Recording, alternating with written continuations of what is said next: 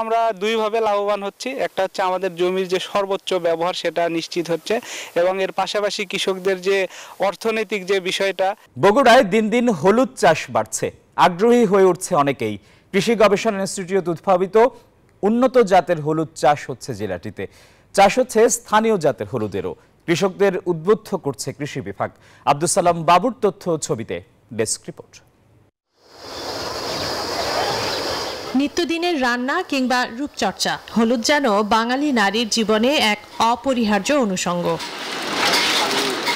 সবুজ পাতাগুলো বিবর্ণ হওয়ার সাথে সাথে গাছের গোড়ায় মাটির নিচে হলুদ বাড়তে থাকে, আস্তে আস্তে পরিপক্ক হয়ে ওঠে। তারপরই কৃষকের ঘরে ওঠে। লাভজনক ফসল হওয়ায় হলুদ চাষে দিন দিন আগ্রহ বাড়ছে বগুড়ার কৃষকদের। অনুর্বর ছায়াযুক্ত স্থান, পতিত জমি সহ অন্যান্য ফসলের সাথী ফসল হিসেবেও চাষ করা যায় এই মশলা জাতীয় ফসলটি। খাইতেও পারি আমরা, অন্য সময় একটা টাকা হয়, ওই সময় আমরা সংসার উন্নতি করতে পারি। অনেক খরচা কমে যায়, বা এই যে আগাছা দমনের অনেক সময় আমরা কম খরচে আগাছা দমন করতে পারি।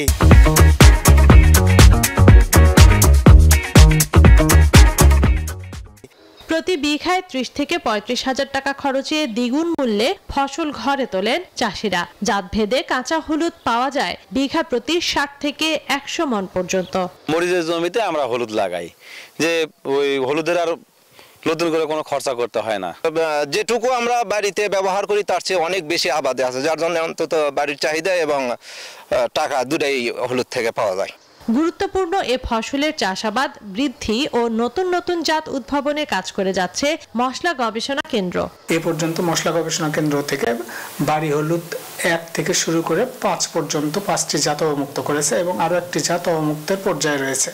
উৎপাদন বাড়াতে কৃষকদের আগ্রহী করা সহ নানা কাজ করছে কৃষি বিভাগ। আমরা দুইভাবে লাভবান হচ্ছি। একটা হচ্ছে আমাদের জমির যে সর্বোচ্চ ব্যবহার সেটা নিশ্চিত হচ্ছে, এবং এর পাশাপাশি কৃষকদের যে অর্থনৈতিক যে বিষয়টা, এখনকার কৃষি আর আগের কৃষির মতো না। কৃষকরা এখন অনেক ক্যালকুলেটিভ। মশলা ফসলের যে ঘাটতি, সেই ঘাটতিতেও আমরা এখানে কিছুটা হলেও পূরণ করতে পারতেছি। দেশে উৎপাদিত এ মশলা ফসলটি এখনো আমদানি নির্ভর। Desk report, News 24।